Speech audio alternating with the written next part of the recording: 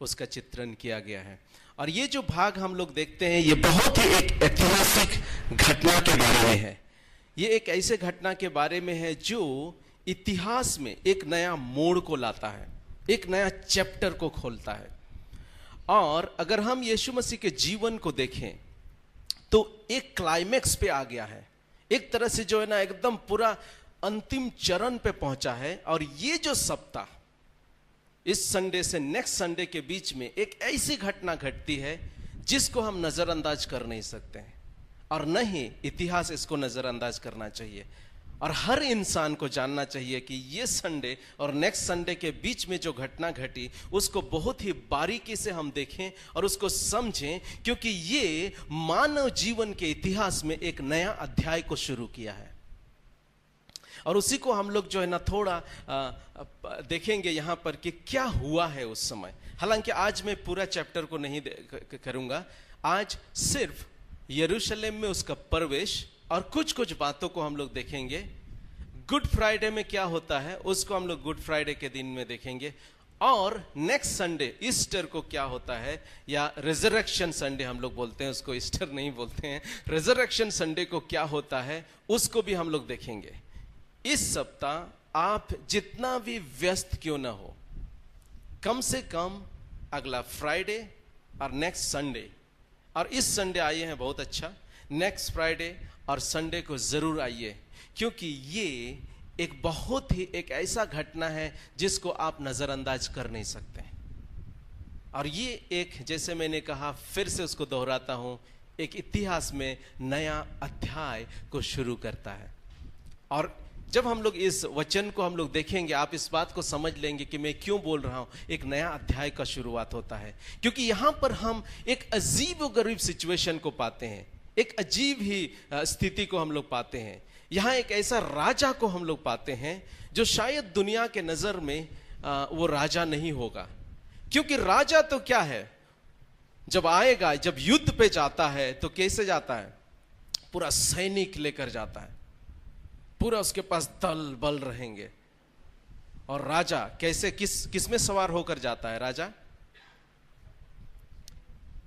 कम से कम सबसे मजबूत जो जानवर होता है, हाथी ना, या तो घोड़ा का चैरियट, माने एकदम थोड़ा मजबूत, उसमें जाएगा। लेकिन यहां अजीबो गरीब सिचुएशन है। राजा किस पे सवार होकर जा रहा है? गधा पे सवार होकर जा रहा है। तो कुछ कुछ बातों को हम लोग देखेंगे। ये बहुत ही इंटरेस्टिंग घटना है। यीशु मसीह ये एक नया चैप्टर को वो खोल रहा है, एक नई चीज को यहां ला रहा है। हम नहीं जानते उस समय जितने भी लोग यीशु के पीछे गा रहे थे, चिल्ला रहे थे, चल रहे थे, मुझे नहीं मालूम कितने लोगों को यह बात मालूम थी कि क्या हो रहा है। अगर शायद मालूम होता तो बहुत सारे लोग शायद चिल्लाते नहीं, क्योंकि यीशु मसीह जानता था कि वो मरने जा रहा है। और ये लोग पूरा होसाना होसाना चिल्ला रहे हैं। जानते हैं क्यों चिल्ला रहे हैं? क्योंकि वो लोग रोमी सरकार के अधीन में थे और वो इस चीज को देख रहे थे कि कौन हमें आजाद करेगा। चिंता कीजिए, हिंदुस्तान अंग्रेज के अधीन में है। सब चाहते हैं कि हमारा अंग्रेज से हम छुटकारा पाएं, आजादी पाएं।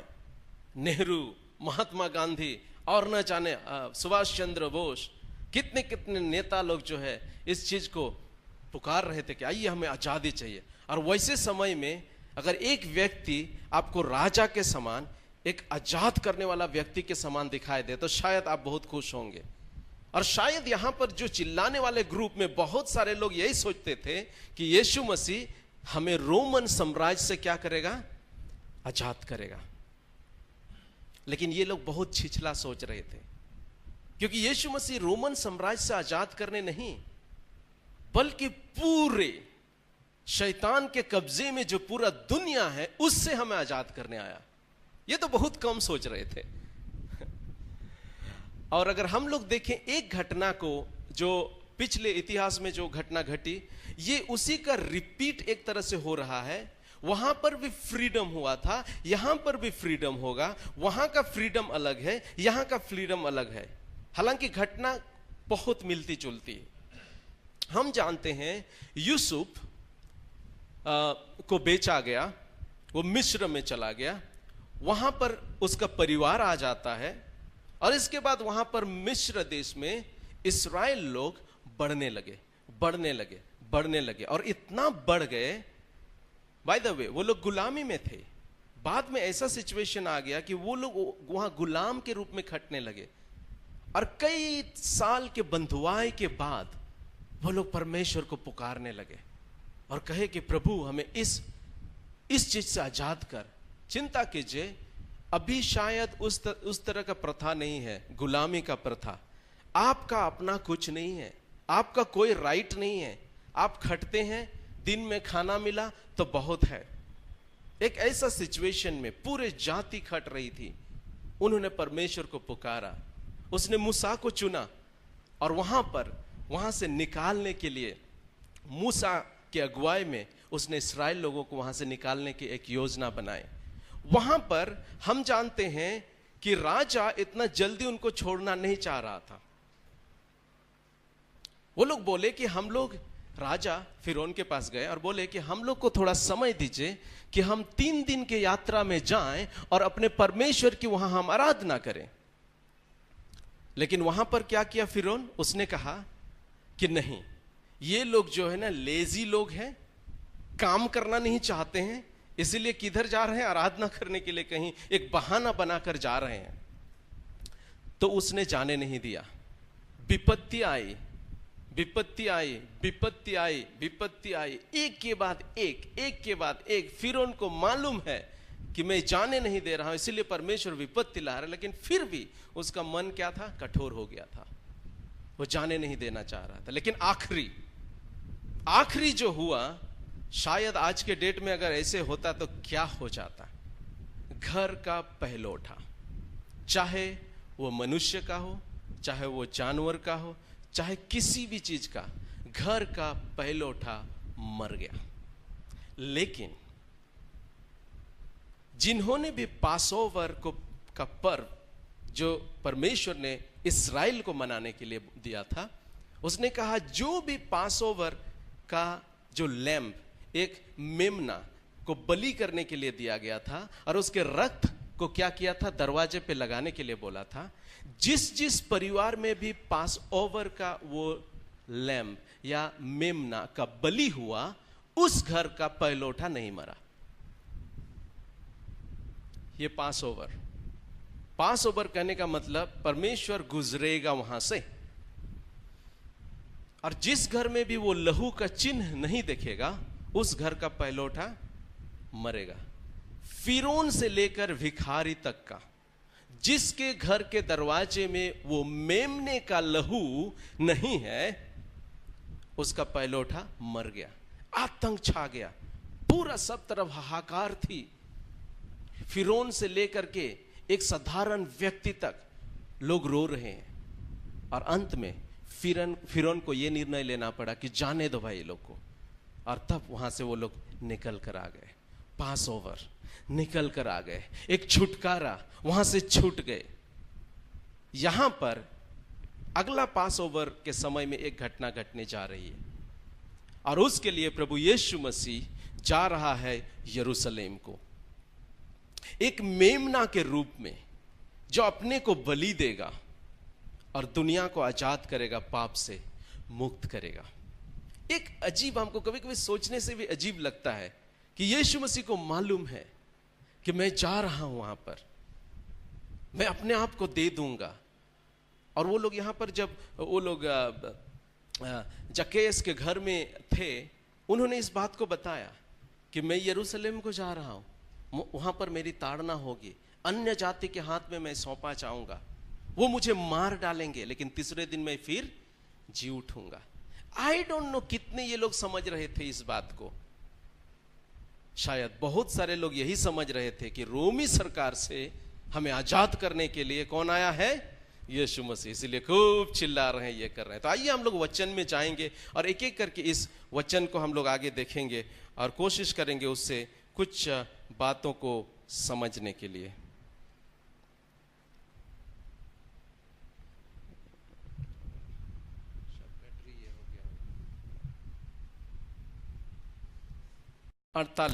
28 से 48 तक हम लोग पढ़ेंगे। लूका रचित सुसमाचार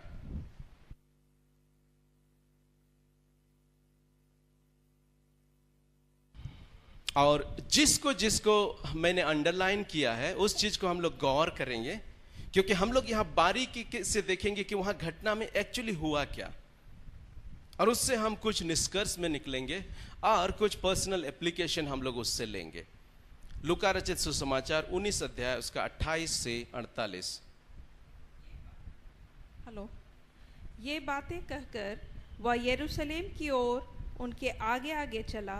जब वह जैतून नामक पहाड़ पर बैतफगे और बैतनिया के पास पहुंचा, तो उसने अपने चेलों में से 2 को यह कह के भेजा, सामने के गांव में जाओ और उसमें पहुंचते ही एक गधी का बच्चा जिस पर कभी कोई सवार नहीं हुआ बंधा हुआ तुम्हें मिलेगा, उसे खोल कर ले आओ। यदि कोई तुमसे पूछे कि क्यों खोलते हो, तो यह कह देना कि प्रभु को इसका प्रयोजन है। एक मिनट, यहां पर मैंने उसको बोल्ड किया, अंडरलाइन किया। ये बहुत ही महत्वपूर्ण घटना है। जकरिया जो बाइबल के 9 अध्याय के 9 और 10 पद में, हम लोग बाद में उसको देखेंगे। क्या बोलेंगे हिंदी में क्या बोलते हैं? जकरिया। ओके, जकरिया के 9 अध्याय का 9 और 10 पद में हम लोग उस चीज को देखते हैं कि वहां एक भविष्यवाणी की गई थी, और उसी भविष्यवाणी का पूरा होना यहाँ है। हालांकि वो बाद में हम बात करेंगे, इसीलिए उस वचन पे अभी नहीं जाएंगे, बाद में उसको मैं बताऊंगा। लेकिन ये बताना चाहता हूं कि यीशु मसीह का जीवन जन्म से लेकर मरने तक ही नहीं, पुनरुत्थान, स्वर्ग उठा लिया जाने तक, हर एक भविष्यवाणी का पूरा होना है। और ये जो यीशु मसीह का यरूशलेम में प्रवेश, ये गधी के बच्चे में जो चढ़ के जाना, ये सब भी एक उस भविष्यवाणी का एक पूर्ण होना है। यीशु मसीह के जीवन के बारे में पहले बोला गया था, और एक एक जीवन को अगर बारीकी से हम देखें तो उन भविष्यवाणी का पूरा होना है। इसीलिए यीशु मसीह कोई साधारण व्यक्ति नहीं कि जस्ट आ गए। यीशु मसीह एक ऐसा व्यक्ति है जिसके बारे में पहले से बोला गया था, उसका जन्म कैसे होगा, उसका जीवन कैसे होगा, और उसके बाद उसका मृत्यु कैसा होगा, और कैसे मृत्यु में से फिर से वो जी उठेगा। और यहां पर हम लोग देखते हैं कि उसी भविष्यवाणी का पूरा होना। आगे हम लोग पढ़ेंगे 32 पद से। जो भेजे गए थे उन्होंने जाकर जैसा उनसे कहा गया था वैसा ही पाया। जब वे गधे के बच्चे को खोल रहे थे तो उसके मालिकों ने उससे पूछा, इस बच्चे को क्यों खोलते हो? उन्होंने कहा, प्रभु को इसका प्रयोजन है। 34 पद उसको नोट कीजिए, क्योंकि लिखा हुआ है कि उसने जवाब दिया कि प्रभु को इसका प्रयोजन है। इसका मतलब यह है कि पूरा इस्राएल में जैसे कोई बोले प्रभु, मतलब मालूम है वो यीशु मसीह की ओर रेफर कर रहे हैं। सो तब तक यीशु मसीह एक बहुत ही फेमस व्यक्ति बन चुका था। तब तक बहुत सारे लोग उसको राजा मानने लगे थे। हालांकि उसका समझ शायद सही नहीं था। उसका समझ शायद यही था कि अब सीजर के जगह में कौन होगा? यीशु मसीह होगा। यहां तक कि उनके चेले भी इस चीज को समझने लगे थे। इसीलिए एक चेला जो है ना, उनकी मां से ये कहला भेजे कि यीशु मसीह को पास जाके बोलो कि तुम्हारा बेटा को जब वो अपने राज्य में आए तो एक दैना में बैठाएगा और एक बायां में बैठाएगा। आप सोच सकते हैं यीशु मसीह के साथ ये लोग घूम रहे हैं और ये डिक्लेयर हो गया कि वो तो एकदम राजा होने ही वाला है। तब सोच सकते उसके चारों ओर जो पतरस और ये यूहन्ना, शायद यूहन्ना और उसका भाई ने अपने माँ से कहला भेजा था, क्योंकि वो लोग रिलेटेड थे। वो लोग जो है ना सगे संबंधी थे, जिसकी वजह से वो बोले कि यीशु मसीह को बोल देना हमारे तरफ से कि जब वो अपना राज पे बैठेगा, जब राजगद्दी पे बैठेगा, एक को दाहिना एक को बायां बैठाना। You see that? ये लोग नहीं समझ रहे थे। हाँ, प्रभु यीशु मसीह बोलता है कि मैं राजा हूं। प्रभु यीशु मसीह वो बोलता है मैं राजाओं का राजा हूं, लेकिन हां, मैं इस देश का राजा नहीं हूं, इस दुनिया का राजा नहीं। एक जगह पे यीशु मसीह बोलता है कि मेरा राज्य इस जगत का नहीं है। उसने इनकार नहीं किया कि मैं राजा नहीं हूं। इनफैक्ट जब उसका ट्रायल हो रहा था, उसने कहा, उसको पूछा गया कि क्या तू सचमुच में राजा है?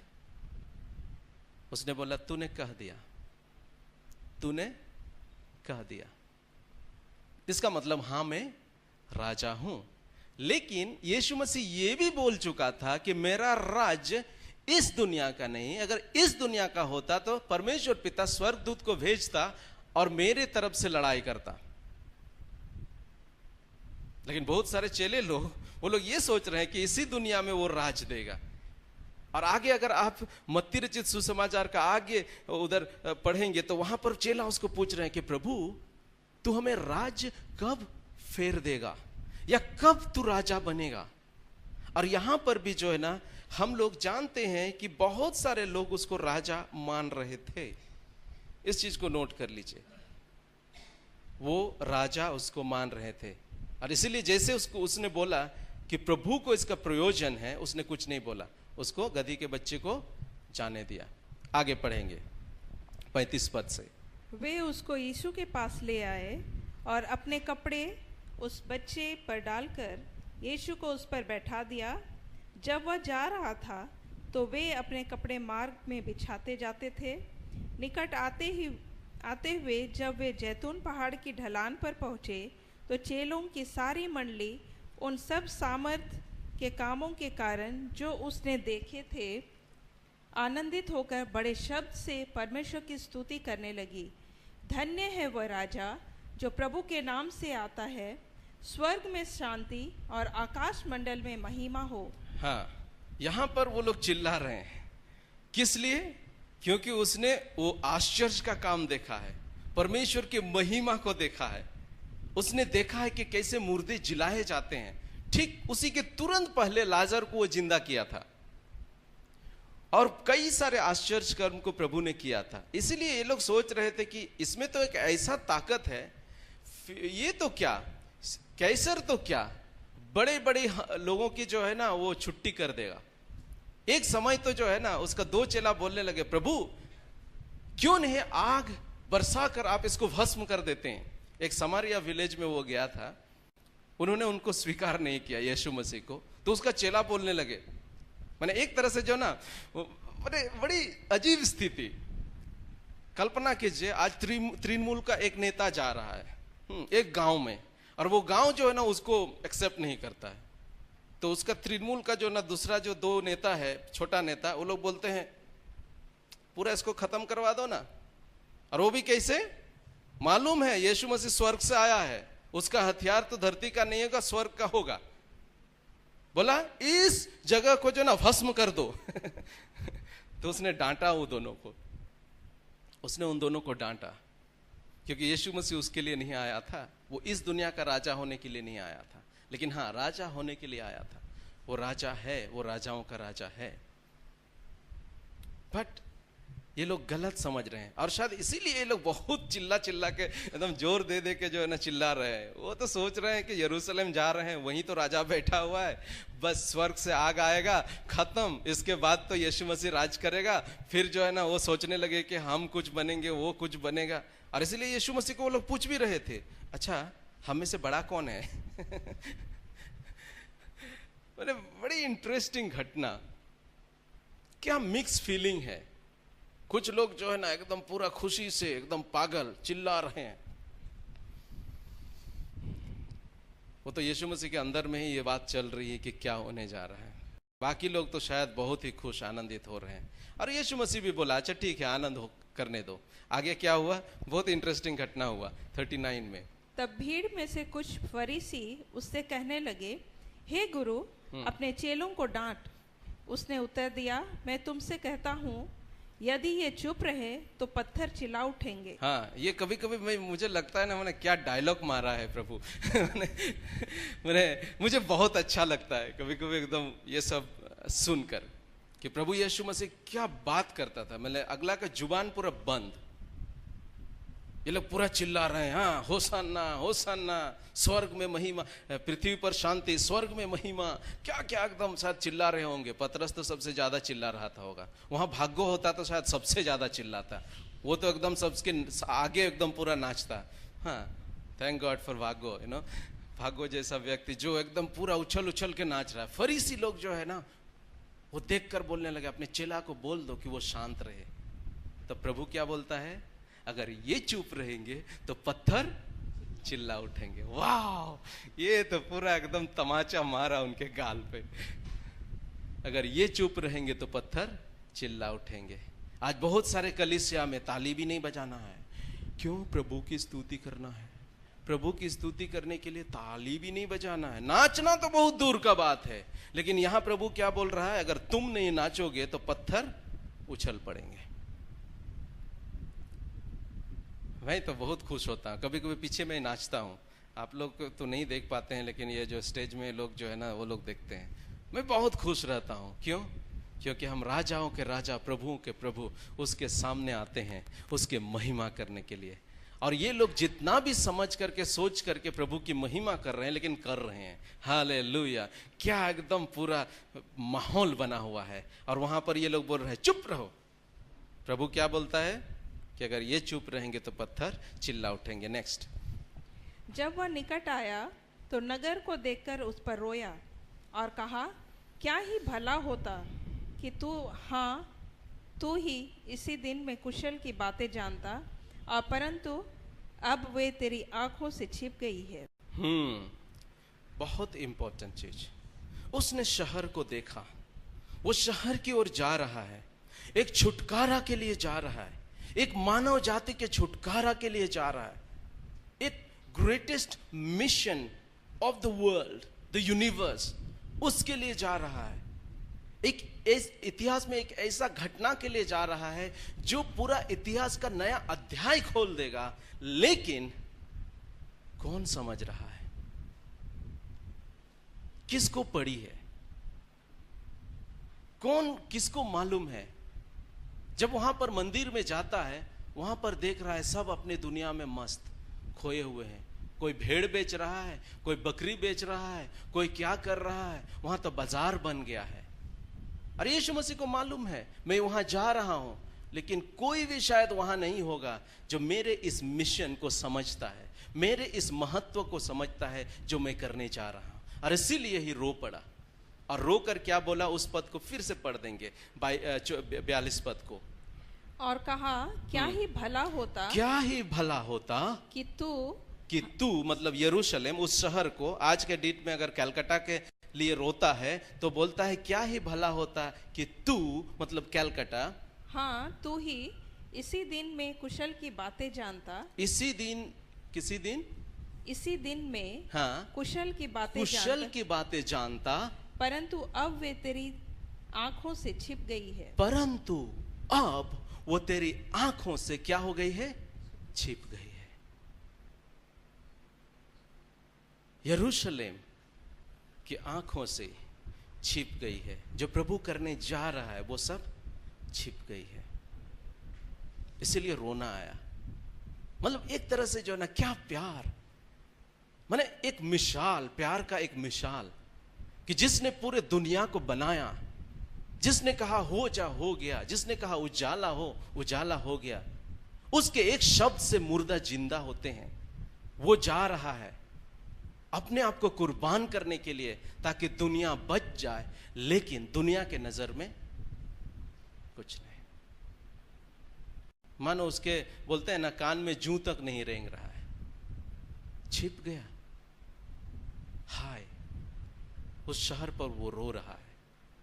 आज इस कुर्बानी को कितने लोग आज पहचान रहे हैं? बहुत ही कम लोग, बहुत ही कम लोग।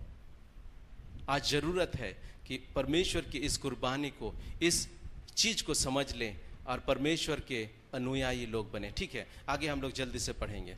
क्योंकि वे दिन तुझ पर आएंगे कि तेरे बैरी मोर्चा बांधकर तुझे घेर लेंगे और चारों ओर से तुझे दबाएंगे, और तुझे और तेरे बालकों को जो तुझ में है मिट्टी में मिलाएंगे, और तुझ में पत्थर पर पत्थर भी ना छोड़ेंगे, तुमने जीवते परमेश्वर जो तेरे दरवाजे पे आया, जो कुर्बान होने के लिए आया, इतना प्यार किया इस शहर के लिए, इस धरती के लिए, सब लोगों के लिए, वो कुर्बान हो गया। अगर तुम उसको नहीं पहचानते हो तो फिर वो बुरा दिन तुम्हारे पास आ रहा है। ठीक है, आगे पढ़ेंगे। क्योंकि तूने उस अवसर को जो तुझ पर कृपा दृष्टि की गई ना पहचाना। तब वह मंदिर में जाकर बेचने वालों को बाहर निकालने लगा और उनसे कहा, लिखा है मेरा घर प्रार्थना का घर होगा, परंतु तुमने उसे डाकुओं की खो बना दिया है। तुमने इसको डाकुओं की खो बना दिया है। आज धर्म एक व्यवसाय बन गया है। हर धर्म का मैं बात कर रहा हूं, और परमेश्वर उससे रोता है। माने एकदम बिजनेस बन गया है। लोग जो है इसको एक धंधा बना लिए हैं। और वहां पर उस दिन भी वही हुआ था। यीशु मसीह बहुत ही गुस्सा हुआ और गुस्सा होकर वो सब चीज को उलाट पुलाट कर दिया। हम लोग मूवी में देखे, शायद इसीलिए भी किया होगा। एक तो वो बलिदान होने जा रहा है, मंदिर में जा रहा है, एक पवित्र दशा में होना चाहिए, लेकिन वहां क्या देख रहा है? वहां तो डाकुओं का खोह बन गया है, और इसीलिए वो गुस्सा हो गया। नंबर 1। नंबर 2, शायद इसीलिए भी वो गुस्सा हो गया और इसीलिए भी जानवर सबको पूरा निकाल दिया, ये कर दिया। आज के बाद तो फिर कोई बलि चढ़ेगा नहीं। हालेलुया। आज के बाद फिर कोई बलि का जरूरत नहीं होगा, क्योंकि मैं स्वयं ही बलि चढ़ रहा हूं। अब इसका जरूरत नहीं। ये भेड़ निकल जाओ, अब इसका कोई जरूरत नहीं। ये ऊंट निकल जाओ, इसका कोई जरूरत नहीं। ये कबूतर, इसका कोई जरूरत नहीं। इसका जरूरत नहीं, इसका जरूरत नहीं, उसका भी जरूरत नहीं। उड़ा दो सबको, खत्म कर दो, भगा दो, क्योंकि आज के बाद कोई बलिदान और नहीं होगा। क्योंकि वो सिद्ध बलिदान जिसकी जरूरत थी वो प्रभु खुद देने जा रहा था। हालेलुया। मैंने एक कभी कभी मैं जब सोचता हूं इसके बारे में ना, पूरा रोंगटे खड़े हो जाते हैं। क्या सिचुएशन है ना? लेकिन ये लोग कितना उसका विरोध करने लगे, क्या क्या नहीं कर रहे हैं। उसको दोषीगार कर साबित करने का कोशिश कर रहे थे। एक के बाद एक उस पर छल भरी प्रश्न पूछे जा रहे थे। लेकिन यीशु मसीह भी तो दुनिया का मालिक है। इससे पहले की बात तेरी जुबान पे आए वो जानता है। दाऊद इस बात को बोलता है कि प्रभु, इससे पहले की बात मेरी जुबान पे आए तू तो जानता है। इससे पहले कि वो प्रश्न तू पूछ रहा है, मैं जानता हूं किस उद्देश्य से तुम पूछ रहे हो। और उसने उनको अच्छी रीति से जवाब दिया। ठीक है, आगे हम लोग क्विकली पढ़ देंगे। वह प्रतिदिन मंदिर में उपदेश करता था और प्रधान याजक और शास्त्री और लोगों के प्रमुख उसे नष्ट करने का अवसर ढूंढते थे, परंतु कोई उपाय ना निकाल सके कि यह किस प्रकार करे, क्योंकि सब लोग बड़ी चाह से उसकी सुनते थे। सिचुएशन ये हो गया है कि उसको मारना चाहते थे, और प्रभु भी जानता है वो मरने के लिए ही आया है वहां। और एक पास ओवर लैम्ब के रूप में मरना चाहता है। और पास ओवर लैम्ब का एक क्वालिटी होता है कि वो निर्दोष हो, उस पर किसी भी तरह का दोष ना हो। उसने कई तरह से दोष डालने का कोशिश किया, लेकिन वो निर्दोष निकला।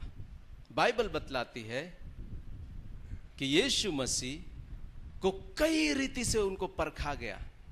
याद कर रहे हैं, शुरू में शैतान आया उसके पास, यदि तू परमेश्वर का पुत्र है तो कह दे कि ये पत्थर रोटी बन जाए। यदि तू परमेश्वर का पुत्र है, उसको पाप में गिराना चाहा। हो सकता है कि शायद ये लोग जो है ना कुछ उसको भड़का रहे थे या क्या कर रहे थे, लेकिन हर बात में प्रभु यीशु मसीह खरा उतरा।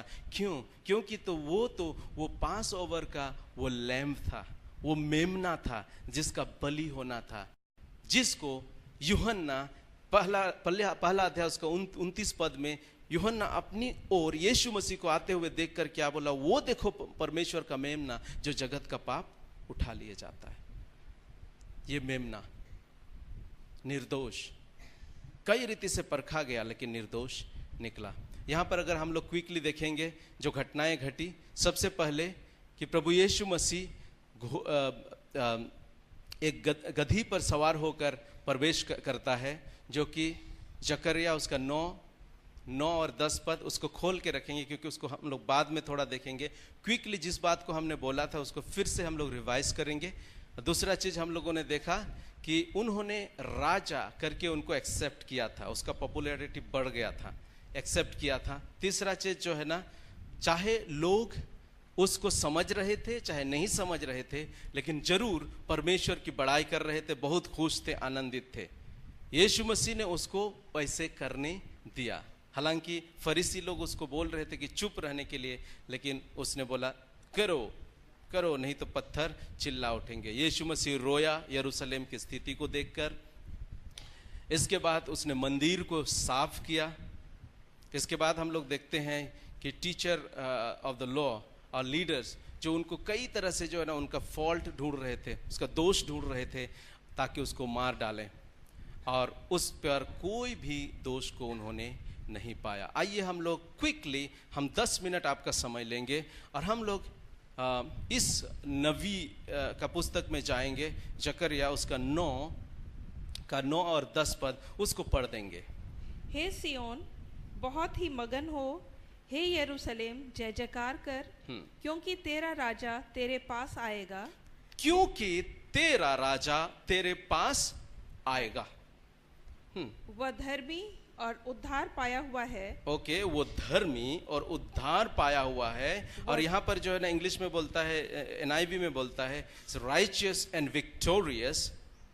हाँ, और वह दीन है और गधे वरन गधी के बच्चे पर चढ़ा हुआ आएगा। हाँ, मैं एप्रैम के रथ और यरूशलेम के घोड़े नष्ट करूंगा और युद्ध के धनुष तोड़ डाले जाएंगे, और वह जाति जाति से शांति की बातें कहेगा। वह समुद्र से समुद्र तक और महानद से पृथ्वी के दूर दूर के देशों तक प्रभुता करेगा।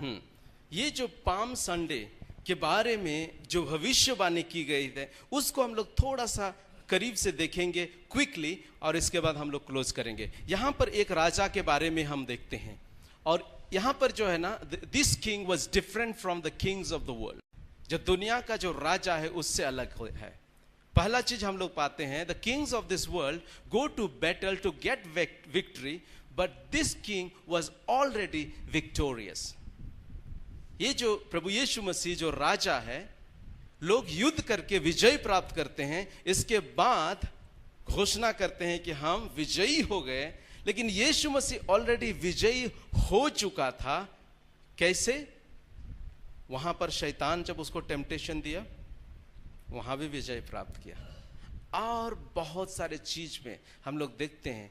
ये तो एक तरह से डिक्लेरेशन के लिए होता है ना, कुछ कुछ मैच होता है, ऑलरेडी वो लोग मतलब हो गए, जीत गए, लेकिन फिर भी क्या होता है कि वो मैच जो है ना आखिरी तक जाता है ना। एक तरह से ये घोषित हो गया, ये लोग जीत ही लिए। एक तरह से वही सिचुएशन है, यहां पर वो जीत चुका है, क्योंकि वहां पर लिखा हुआ है कि see your king comes to you righteous and victorious.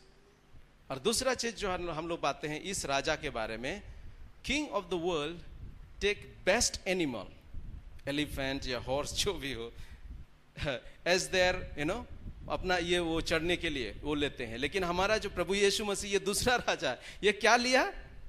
गधा को लिया। ये इस बात को दर्शाता है कि वो नम्र है, वो नम्र है, और वो यहां पर खून खराबा के लिए नहीं आया है, यहां शांति के लिए आया है। कभी गधा को देख के सोच सकते हैं कि खून खराबा कर सकता है? मतलब एक घोड़ा को देखने से जो थोड़ा अजीब लगेगा, अरे बाप रे कहीं मार उर दिया तो। गधा तो बेचारा ऐसे खड़ा रहेगा, और प्रभु ने उसको चुना। और ये इसीलिए नहीं चुना क्योंकि परमेश्वर पिता चाहता था, क्या करेगा, अब यीशु मसीह को कोई चुनाव भी नहीं था। हाँ, अगर सुशील भाई बोलता है कि चलो मर्सिडीज में जाके जाएगा, लेकिन ऑलरेडी उधर से बोल दिया है नहीं एम्बेसडर में ही जाना है क्या करेगा बेचारा प्रभु यीशु मसीह नहीं नहीं, एनीवे जस्ट एक मजाक कर रहे हैं, ठीक है। सो यहाँ पर प्रभु जो है ना एक नम्र और दीनता के साथ वो जाता है, एक मेमने के समान बलि होने के लिए। उसने कहा मुंह तक नहीं खोला। दीन और नम्र होकर वो जा रहा है उस परमेश्वर पिता की आज्ञा को मानने के लिए। गेत्समनी के बारे में वो प्रार्थना किया कि प्रभु पिता, अगर हो सके ये कटोरा टल जाए, लेकिन ये मेरी इच्छा नहीं, लेकिन तेरी इच्छा पूरी हो। वो सबमिट करता है, दीन है, वो सबमिट करता है। King of the world kills and become victorious, but this king was killed to become victorious. What a contrast. लोग यहाँ मारते हैं और तब डिक्लेयर करते हैं, लेकिन वो खुद मर गया। और हम लोग जानते हैं नेक्स्ट संडे जो है ना, हमारे बीच में भाई विमान अवश्य हमें रिजरेक्शन के बारे में और बेहतर से बताएंगे नेक्स्ट संडे, राइट? ओ, मैं ही बताऊंगा, ओके ठीक है। हमको स्ट्रेंज लुक दे रहा है विमान। हाँ, वो फ्राइडे में तैयार कर रहे हैं, मैं संडे को तैयार कर रहे हैं। सो उस दिन हम लोग फिर देखेंगे कि कैसे यह मौत, एक व्यक्ति का मौत हमें जीवन दिया। उसका मृत्यु उसको क्या कर दिया? राजा बना दिया। उसका मृत्यु उसको क्या कर दिया? मृत्यु पर अधिकार दे दिया, एक जीवन का दाता बना दिया। हम लोग देखेंगे उस चीज को नेक्स्ट। और आखिरी चीज, king of the world go to war to begin the battle. युद्ध को शुरू करने के लिए जाते हैं, लेकिन ये जो राजा है युद्ध को खत्म करने के लिए आया। हालेलुया। आज अगर दुनिया के लोग प्रभु यीशु मसीह के आने के सही मकसद को जान जाएंगे, न युद्ध होगा, न यहां पर कुछ बुरी बातें होंगी, और न ही खून खराबा होगा, न ही किसी तरह की बुरी बातें होंगी। हमारा न्यूज़पेपर शायद कुछ दूसरा ही होता। लेकिन दुख की बात यह है, जैसे यरूशलेम के लिए प्रभु ने रोया, आज पूरे दुनिया के लिए प्रभु रो रहा है कि भला होता कि मेरी बात को तू समझ लेता। लेकिन ये सब बातें बहुत सारे लोगों के लिए छिपी हुई है। राजा लोग युद्ध के मैदान पे जाते हैं युद्ध को शुरू करने के लिए, लेकिन ये एक ऐसा राजा है, जाता है युद्ध के मैदान में, जाता है संसार में, जाता है एक ऐसा जगह में, जाता है यरूशलेम में, ये सारा युद्ध को खत्म करने के लिए। उसको फिर से पढ़ देंगे 10 पद को। क्या बोलता है? मुझे बहुत अच्छा लगा ये पढ़ करके। जकरिया, मैं एफ्राइम के रथ और यरूशलेम के घोड़े नष्ट करूंगा, और घोड़े नष्ट करूंगा। यहाँ पर जो है ना, रथ उन दिनों युद्ध के लिए लिया जाता था। इनफैक्ट इंग्लिश में यहाँ वॉर हॉर्सेस बोला गया है। उसको क्या करूंगा? मैं नष्ट करूंगा, खत्म करूंगा। इसका मतलब इसका और जरूरत नहीं होगा।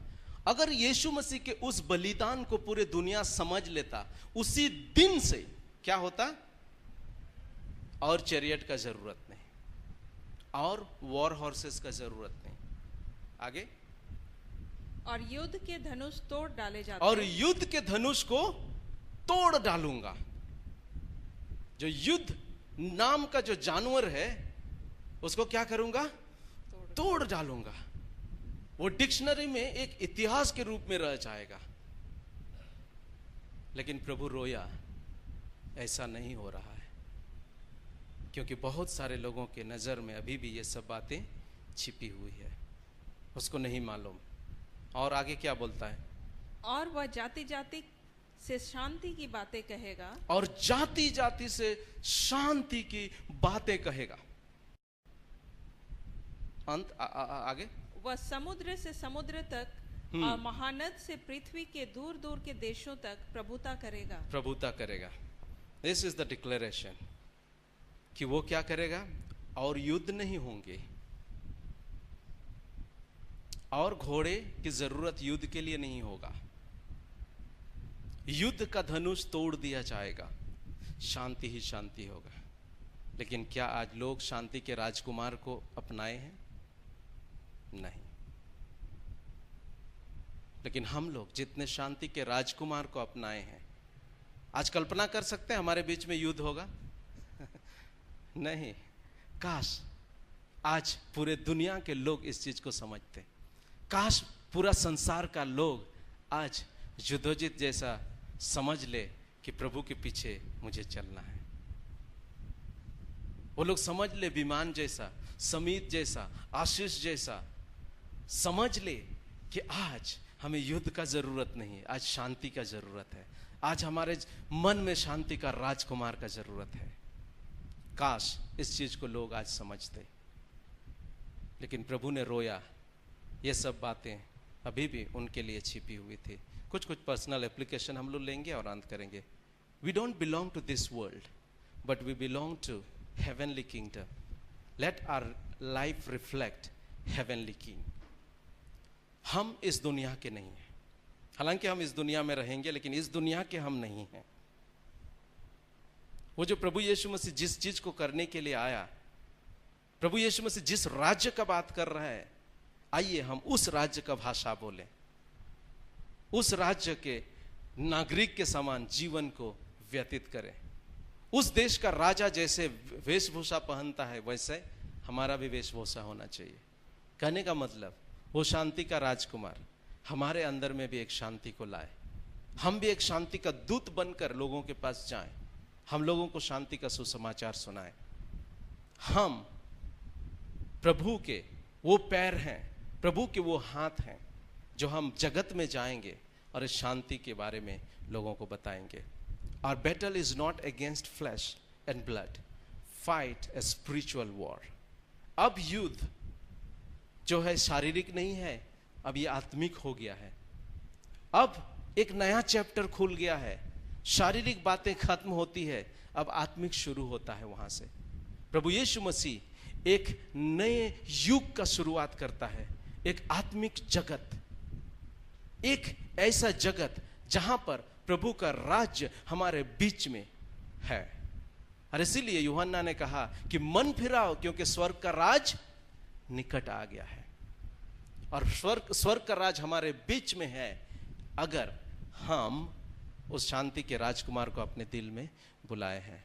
फाइट ए स्पिरिचुअल वॉर, हमें प्रार्थना में युद्ध करना है।